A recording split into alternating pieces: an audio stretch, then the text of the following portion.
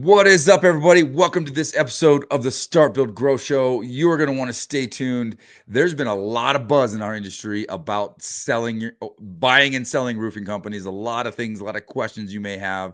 And today we are going to answer that question. When is the right time to sell your roofing business? With my man, Claudio Vilas.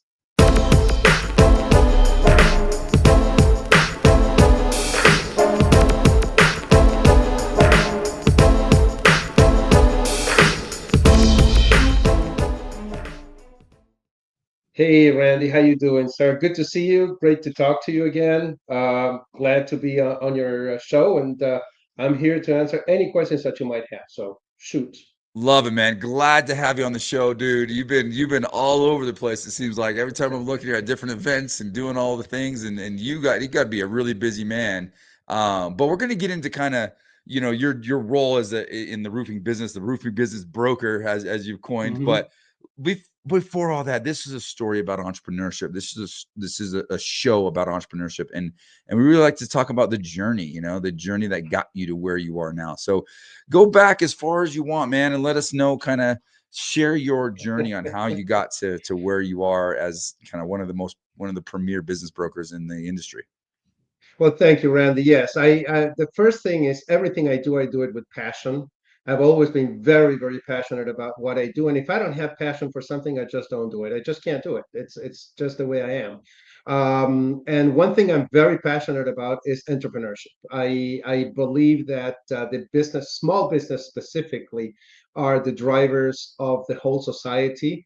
The small business owners are typically leaders that want to do something, whatever you want to do, whether it's roofing, I don't know, glasses or windows or whatever, restaurants. The roofing or the business owner is one of the most difficult things that you can actually do, and is one of the least understood jobs, if you will. And I started my journey actually way too many years ago. I don't want to even remember how long. When I did high school here in Fort Lauderdale in the US. I'm from Argentina. And when I went back to Argentina to pay for my studies, the only thing that I really knew how to do was actually speak English. So I decided to teach English to executives from different companies to pay for my studies, especially college studies. And believe it or not, I started when I was 18, and I built a business that's called the American Way, and I sold it when I was 26. And I sold it to Johnson and Johnson. So I was a entrepreneur at that time. I loved what I do. I was able to talk to all these different huge American companies. I had Citibank, Johnson and Johnson, American Express, IBM, Gillette. All of those companies were taking classes with me. I had over 20 teachers and over 700 students in my institute, and then I sold it because I joined J&J. So that was my entrepreneurial uh, I don't know, I would say adventure, if you will.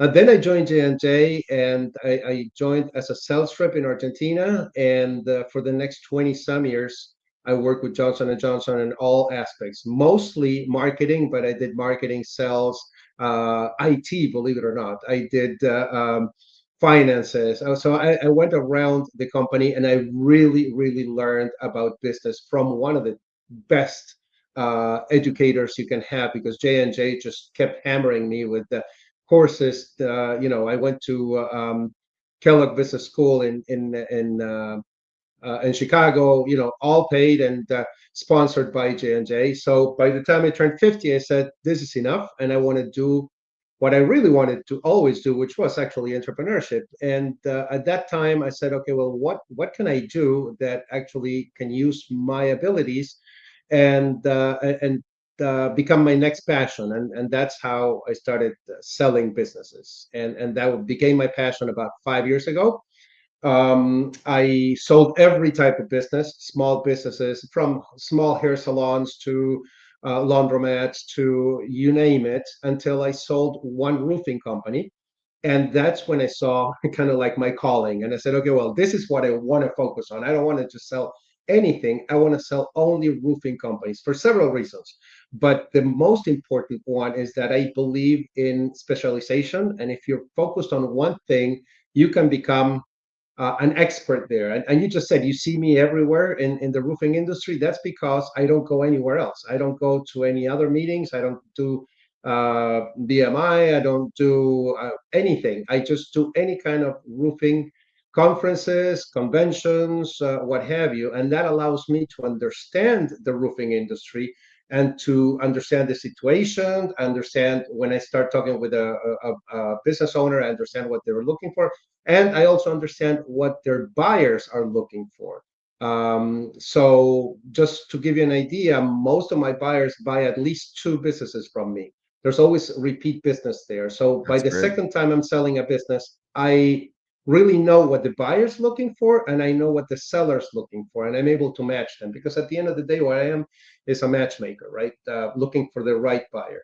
Yeah. I love that. Lots of experience. I mean, to build something where you have hundreds of clients and dozens of teachers right off the bat. I mean, Mhm. that's a big entrepreneurial journey in and of itself.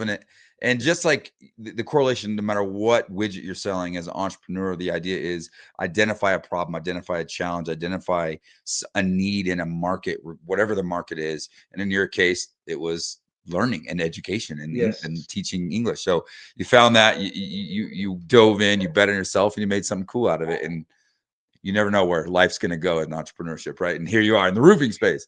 And it's Yes, funny because exactly, we exactly. joke because roofing is not a job, it's a lifestyle. Once you're, it's like it's like a Mhm. gang, man. You join the roofing industry, you're in, you're the gang, you can't get out. There's no getting out of That's roofing. true. But so let's go up to the 30,000-foot view real quick. Mhm. And the roofing industry. I've been in the industry, construction industry, my entire career, pretty much my entire life, multi-generational guy. Um, and I've seen a lot of things. I've seen ups, I've seen downs, I've seen recessions, we've seen all the different changes and all different things. And from a bigger perspective, why all of a sudden over the last handful of years has the roofing industry become so active and so appealing to Mhm. the brokers and to buying and selling and private Mhm. equity and companies coming in and out? Like, what? Give me some context around that. Yeah, well, roofing is an industry like other industries. It happened the same, right? When you look at the industry, it's a very fragmented industry. There's thousands and thousands, or even 100,000 roofing companies out there. So that means that it's very fragmented, which is something that private equity and investors typically look for. Why? Because if you take that fragmented industry and start aggregating businesses, you can create a much larger business and then resell it for a bigger multiple of EBITDA. So that's what's happening in roofing. Roofing has the many great things that make it a good investment. Number one, that one. That's number one, because I don't know. Think of the Home Depots of this world. Before them, there were all these little tiny locations and small owners, and then eventually became the Home Depot and the Lowe's. They took over the market. They centralized on the market. That's going to happen with the roofing industry as well, just like any other industry where you have too much fragmentation. Number one. Number two, this is an industry that no matter what happens, you're going to have to put a roof on your house, and you're going to have to every many years you're going to have to change it. And if you're in the hail belt, you're going to have damage, and you're going to have to fix it. So it's not an industry that is going to go away. Of course, there's going to be a lot of technology that is coming in, but it's not something that's going to go away anytime soon. So long term, the buyers are interested in that. The other one that is very important, because that actually talks about one of the things that I do, is that you have a pretty big discrepancy between the business owner that owns the business and the manage the business and the business buyer. Okay, so the buyers typically have much more leverage than the seller, because they are savvy in all the financial terms and how to analyze a business and so forth. And the business owner typically is not as educated in the financial aspect of the business. And that happens to Yeah. me all the time. Every time I ask, how much money are you making? I don't know, ask my accountant. So that for a buyer is kind of like a good opportunity to to make good investments and not necessarily have to disclose everything in the deal, because some people don't understand what they're doing when they're selling, which is sad for the seller, because it's somebody that probably made it 20 years working in the business, and then the last move that you're making is not going to uh, honor the legacy that you could leave behind, because you're going to be blindsided by the amount of money that sometimes they offer, but they don't tell you about the fine print. So that also leads to some people coming into the industry, and like everything else, once you get some people coming in, and you have very serious buyers, by the way, looking into the industry. Once you have one, two, three, then it starts growing, and the interest starts growing. Nobody wants to be left out. They want to be at the beginning, and that's what's happening. So like anything else, it could become a bubble in the next few years. Not yet, I don't think it is, but that's the trend. It's a good investment, and there's a lot of opportunity also to take a business with low technology, buy it, and start putting technology into it, whether it's CRM, whether it's drones, or many other industry technology aspects. Yeah, man, there's a lot of there's a lot of ways to go with that. But I think one thing that kind of stood out, but based on what you're sharing here, is that lots of opportunity. Roofing I mean, can and has been a great investment, great industry for many years. But I also feel like there's some vulnerability there where, you got to be careful, right?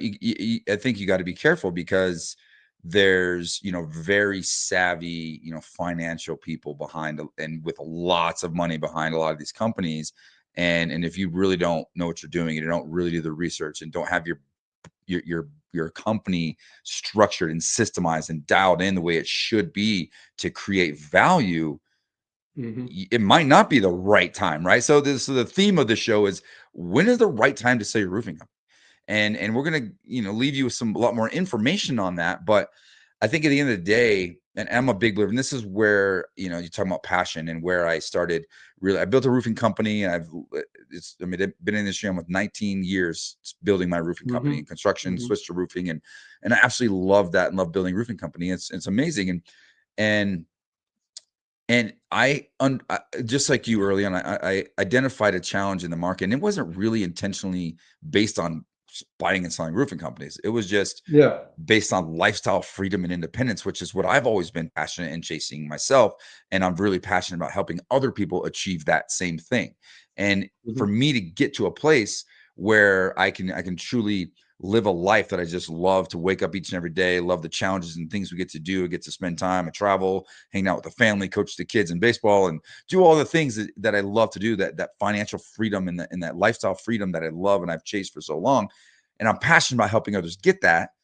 But the key to do that is you must have a very systemized, a very structured company, which means you got to Yes. have your HR in place. You got to be a very professional hiring and onboarding company. You got to have a Yes. great sales system, a sales rinse and repeat sales process, hiring, onboarding, training. You have to be able to do that at a high level. You have to have really good marketing in place.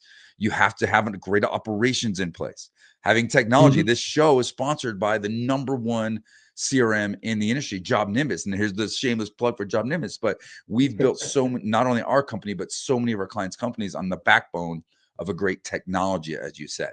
And at the end of the day, you've got to run your business by the numbers. So when you're a contractor out there, if I were to meet you or you meet Claudio on the street and they ask you, what's your numbers? What's your company worth? Like, what's your EBITDA? And if you can't answer that clearly, you don't need to call me. You don't need to call Claudio. Call somebody. Get the help you need. And it's okay to not have that information, to not know those things, because a lot of us aren't wired that way. We didn't go to school for that or whatever, but it's not too late to learn it. It's not too late to prioritize it. It's not too late to truly shift your mindset to become a CEO and run your business by the numbers, because you never know what's going to happen in the market. You never know when that offer comes or when the opportunity comes that can change your life. But you need to be doing the work now to build a valuable business, regardless of what you're going to do with it. And that's my philosophy. I kind of went off on a rant there, but that's like literally why I get up and why I exist and why we built the academy, is to help contractors achieve these things. And it's a lot of fun. And you and I have had conversations over, whether it's whiskey Yes. or over dinner or just at an event, and just like we're both very passionate about this and helping contractors and helping, especially people in the roofing industry build really cool, structured, organized, profitable businesses. Well, Randy, there's a reason why when you called me and said if I wanted to be in your podcast, I'm like, yes, of course, because I really appreciate your passion and your focus on this as well. I think in that sense, you and I are very, very similar. I see that there's so many gurus out there and throwing things around. And when I saw your presentation on the numbers of a company and how to keep those numbers and how to create those processes, I'm like, this dude is the real thing. You are the real thing. You're focusing on things that sometimes they're not as sexy, and it's not like, oh, I got the latest Lambo or anything. It's not. It's about the basics of the business. And unfortunately, most business owners, not few of them, but most of them, don't really grasp what exactly is it that you need to do. And the number one thing, it's a business. If it's a business, you got to make money. Okay, that's the number one thing. You have to make money. If you don't make money, the business is worth nothing, unfortunately, right? But that's not the only thing. It's the number one thing on evaluation, because everything is going to be a multiple of that, the famous EBITDA. And many times when I talk with business owners, we talk about EBITDA, and they're like, I don't know what that is. Well, if you don't know what that is, you can't be selling your business, because that's what a buyer is. The number one, the first questions they're going to ask, right? So unfortunately too, because there's so much uh, demand to buy businesses, many business owners get the call, hey, I would like to buy your business, and they don't know what to do, what to say, but they think that just because somebody called you, they really want to buy your business. But they don't realize this is just like any other fishing expedition, right? They're calling everybody. You're not the only one. They Yeah. probably don't even know how much money you make, or how long you've been in the market or anything like that. But they call and say, hey, I want to buy your business, and then they grab you and they start, they hook you, and you got to be very careful again, because your business most probably is going to be your life's work, and you don't want to waste it just with the first guy that comes around and says they want to buy you, because there's Yeah. so it's a landmine, right? Well, A land to field. ask a question specifically, and a couple things really. I always like, so when I'm filming the show, I always like to, channel my own 23, 24-year-old self that's just trying to learn and grow, right? Because it's like it's easy to get into conversation and talk about all the things I've learned in 20 years and all the coaching and all the like EBITDA and whatever that means. So let's dumb it down a little bit for the contractor that's listening to this that Mhm. doesn't understand, and that's okay. I'm not no one's insult. We all have to learn it at some point, right? But EBITDA, Yeah, EBITDA. We've heard that term a exactly. lot. I've heard it said a million different ways. EBITDA, EBITDA, Mhm. EBITDA, EBITDA, whatever it is. Yeah, EBITDA. Give Yeah. us give us a brief, like the Reader's Digest. I just started my roofing company. I never heard that. What is that? Like, give me a quick Okay. definition. First, let me say one thing. To your point, just because you don't know that doesn't mean that you don't know other things. The business owner is focused in typically just running the business, making sure it grows and so forth. Okay. One thing that I like to say is that we're all ignorance. We just ignore different things, right? So people that know one thing, they don't know the other. So just because I'm saying that, most people don't understand what EBITDA is, doesn't mean anything. You really, and most really successful people that I know, they don't know these things, but it's okay, because you're not supposed to, or you're not focused on that. So let me explain now what EBITDA is. It's earnings, before interest, taxes, depreciation, and amortization.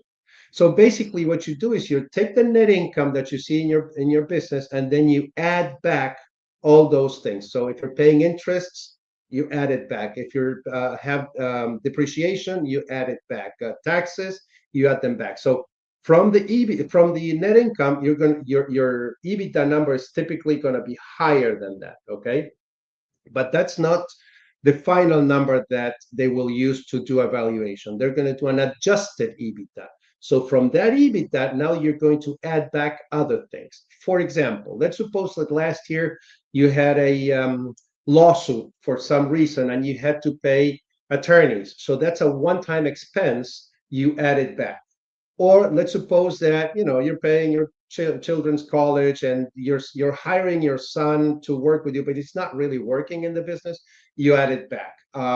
So you add quite a few things back, or sometimes you have to deduct some things. Okay, it's not only add back. We're always calling them add backs, but sometimes is actually you have to the add it back in. So that number is adjusted EBITDA. That's the number that you will that a buyer will use to put a multiplier on and give you the valuation. So let's suppose you have $1 million times $5 million. That's your valuation. That's your business valuation. That multiplier is going to be affected by many, many things that I'm not sure we're going to have time to discuss this today, but you said a few of them that are really important. Number Yep. one, how sustainable is the business after you sell it? Okay.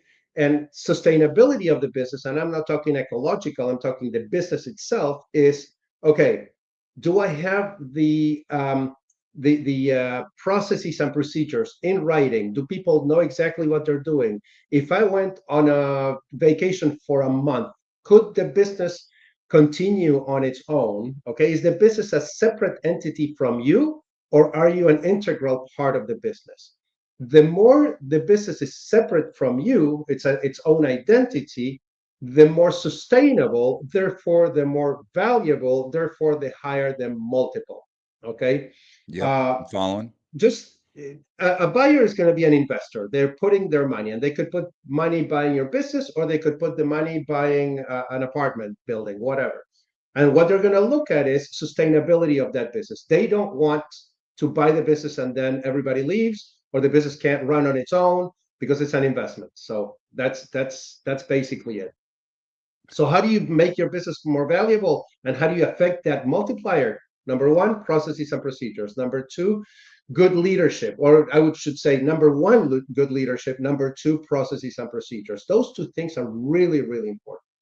And then there's other things. For example, concentration. Now, in residential business, it's not a big deal, but in commercial business, in commercial roofing, it's a big deal, because typically commercial companies will be working with 2 or 3 large clients, and those will make the most of their sales. So that's a number. That's something that's going to lower your multiplier because it increases risk, Yep. right? Was that the So proverbial don't have all your eggs in the same basket, right? We learned that in exactly, business 101. exactly. So sometimes I've had conversations with owners of commercial companies, and I give them a valuation, and they're like, "Oh, why so low? So and so sold it for X." Well, look at your clients. You're selling 80% of your sales are going to 1 or 2 customers all the time, right? So what happens if one of them decides not to continue with you? Your whole business crumbles apart. And I did have one situation. I had a business about 3 years ago that it wasn't a roofing company. It was a GC, and they were working with the one of the counties. The county was like 80% of their business or more. And this was a business that we were having offers for 20 million and so forth.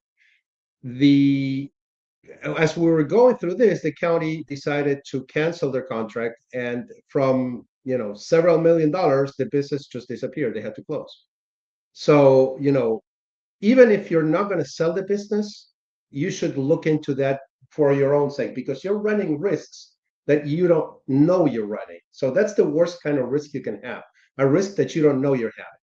Yeah. Same thing as if the business is your main investment. Okay, so if your business is a very large part of your total net worth, you have to divest from your business. Okay, why? Because again, all your net worth is now teetering over one number, which is that EBITDA that I was just telling you. Something happens in your business and your whole deal and your whole life crumbles, right? So if your business is a very large part of your net worth, you want to find ways to divest, or at least to be ready to divest when you have to. Yep.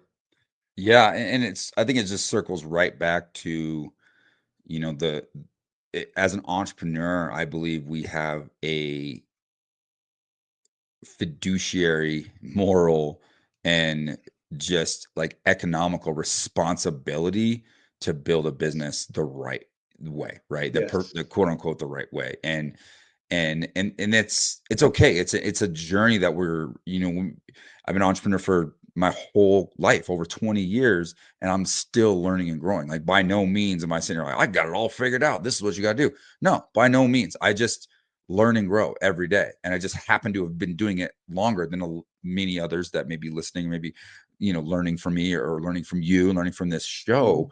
And my encouragement to those out there is just continue to learn and grow, right? At the end of the day, as entrepreneurs, our mission is to gain knowledge and wisdom. The more Yes. knowledge you get, the more wisdom you get, the better you get at mastering your craft as an entrepreneur. You're still going to make mistakes. You're still going to have things not work out for you. You're still going to have, like, failures, but those are all just stepping stones and building blocks to become the ultimate version of whoever you're supposed to be as an entrepreneur in your life, right? So there's some massive takeaways here of knowing your numbers, organizing your operation. Don't be a leader that like does everything. Like, you got to replace yourself, right? You got to replace yourself in your business. Like, if you're doing Yes. a specific role, do it long enough to know how to guide somebody, and then find somebody better than you, and rinse and repeat that process. And the more you do that, the more you learn, the more you grow, the more you can focus on becoming a better leader. And then next thing you know, hey, you may have a nice, valuable business that can help you retire. So that being Yes. said, when is the proverbial right time? If you're going to build a business, when's the right time? Do we even know that answer? Well, yeah, I think first of all, the right time will depend on each one of us. What I made a presentation a few years ago on this, and what I said is, if you want to sell for retire, there's two ways, right? You want to sell for retirement, or you want to sell because you want to actually grow the business. So you want to stay in the business, sell a portion of it, and make it grow, or you want to sell for retirement or sell for someone else. So when you're starting to feel tired of the business, when you're starting to say, okay, well, I really don't want to go to the office, but okay, I'll go there. When you're starting to not want to answer the phone, make sure that by that time you're ready to sell, because it's going to take you a year or two to actually get the business up and running to sell. Okay, and when you sell it, it's going to take up, they're typically going to ask you for at least 6 months to 2 years to stay in the business. So if you're starting to get tired of the business, make sure that by that time you're ready to sell. And I'll tell you one thing that happens a lot to me. Okay, not to me, to every broker out there. You put the business on a market, so you do the valuation, you put the business on the market, and a month later, sales are a little bit lower. The next month, sales are a little bit lower. The next month, and you start seeing a trend. And the reason why you see the trend is because the owner is giving up on the business. They're too tired, or they're checked out. And one of the number one things that I tell my clients is, do not let your sales slide. Okay. So if you're starting to get tired of the business and you're not doing anything about it, by the time you actually sell the business, your business is probably going to be worthless. Okay, so that's the psychological reason why you want to sell the business. I would say right before you get tired, right? So try to do that. The other marker that I would say, once your business hits the million, the famous $1 million in EBITDA mark, you really should think of selling. Why? Because that's the point at which most private equities and professional investors are going to be looking at your business. Below $1 million, you're typically going to have buyers that are either owner operators or people who are coming from a different industry, but it's individuals. The big money is after the $1 million. So that's when you want to put the business on the market. After you do that, you can do it to retire, or you can do it to receive investors to make it grow even bigger. Okay, and there's different strategies that we can discuss on that. But those, economically, I would say when you have that, and like I said before, if your business is a very large part of your net worth, you want to at least take some chips off the table, because Randy, I mean, there's no way we can forecast what's going to happen in the future. There's no way we can always think of, hey, I'm going to have a plan for 5 years, and that's fine, but you don't know if you're going to get hit by a bus tomorrow. You don't know if a new COVID is going to strike tomorrow. You don't know if we're going to have another 2008 housing crisis. And actually, you do know something is going to happen. You just don't know when it's going to happen. So if you have all your eggs in one basket, you gotta be, very careful with that. And furthermore, most businesses are sold by people who were not expecting to sell it because something happened in their lives. Mm. Divorce is one big one. Disease is another one. You find that you have cancer or what have you, and you have to sell it. And for each one of the things that I'm telling you, these are not textbook things. They're actually Yeah. things that happened to one of my clients at one time. Either, death. I had people dying, and their family had to sell the business. I had people actually getting cancer, and they know that they're not going to be able to run it in the next couple of years. And unfortunately, most of the time, the business is not ready to sell, and then we have to start, pulling it up from there. Yep. I have never seen a business that's 100% ready to sell anytime. So you got to be, Yeah. And it takes and a while, right? It takes what it would you say, takes a 6 while. months to 2 years just to even get Hmm. ready, and we found Yes. ourselves in a position working with a number of companies now that are, with a vision of trying to sell at some point. So, Hmm. we have to go in and systemize and work things and make and help them, dial in all the processes that we've already talked about in this Yes. show. And it takes a little while. It doesn't happen overnight. So at the end of the day, as I continue to beat this dead horse, build a company that has value, build a company to sell it regardless of what the end game is, because we never know what's going to happen. Never know what life is going to do to put us in whatever situation, good, bad, indifferent. But as entrepreneurs, we have a responsibility to build a business that has value. It is our livelihood. Well, All of us. I mean, it is our livelihood. We put all the chips on the table. When you start a business, when you become an entrepreneur, you are betting on yourself. You are putting all your chips on the table. You're saying that I am going to be completely in charge of my destiny from here on out. Every decision I make, every action I take, everything I do is going to contribute to my own outcome, my own livelihood. Own that, yes. and know that you have a responsibility to do it the right way, in a sense of systems and process and profitability, in order to set yourself up for the best options when the timing is right. And then timing might not be right now, and that's okay as well. If it is right, hey, I know a guy, and Claudio knows a guy. So That's for sure. Well, timing might not be right to sell the business, but it is right. It's always right to prepare the business to sell. Okay, totally. so always thinking about if you would sell it tomorrow. Okay, what are you ready or not? Because someday is going to happen that you're going to have to sell it tomorrow. And not only that, if you're thinking about a buyer that will come in and try to prepare the business so somebody would buy it, you're doing the same thing as selling roofs, okay? But this is for the business, right? You think about the buyer and what the buyer wants from the roof, right? You're trying to make it cost effective, you got in a good timing, with quality that it's not going to leak. Well, the same thing happens with the business, right? And entrepreneurs, I mean, the essence of entrepreneurship is to create value. And how do you know the value of what you created? When you want to sell it, then you're going to know exactly the value that you created, right? So we as entrepreneurs, and I consider myself an entrepreneur too, because I have a business. I have, just like you, you're selling roofs, I'm selling businesses, but I have a process. I have people behind me. I have people that put together the the SIM, which is the confidential information memorandum. I have people that reach out to the buyers. I have people do analysis in the business and so forth. And all of them have a process, right? Just like you should have a process for selling roofs, we have a process for selling businesses, which is also very important too, because owner, a business owner, doesn't have the time, the energy, or the knowledge to actually put the business on the market. How do you reach out to all the buyers? How do you prepare your business? How do you know exactly what they need? How do you answer those questions?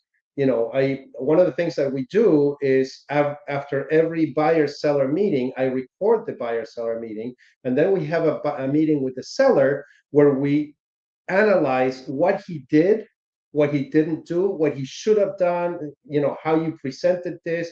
And it's what I call the PIP, the process to improve the process. And I do this with everything, right? So I always have a process and then the process to improve it. Okay, Mm. how often do we check it? We close a deal and then we sit down with my team and we look at the deal. I said, okay, how long did it take? How many meetings did we have? Does it, did we do everything okay? Do we have any learnings, any teachings from that? The same thing as an entrepreneur, but entrepreneurs that are really passionate about what they do are the ones who bubble up to the top, and they're the ones that are going to be more successful, right? And those are the businesses that buyers are looking for too, by the way. Yeah. Oh, I love that. So, and obviously you and I can talk forever, but we Me we got to too. start winding this down, land this plane. This has been awesome. In typical fashion, man, when I bring on a guest on the show, where obviously this is a show about entrepreneurship, a lot of, blue collar construction, service businesses, roofing. Um, what would you say is like your best golden nugget piece of advice for an entrepreneur out there just trying to create a successful business for themselves? Wow, that's a good question. If you want to build a successful business for yourself, the number one thing you have to have, like I said, is passion. If you don't have passion, nothing happens. I've seen people buying businesses just because it was a good business, but they were not passionate about it. And again, I'm not necessarily talking about roofing, any industry. If you don't like what you're doing, you don't want to go to the office, you don't want to be up there early in the morning and hammering it, you're not going to be successful.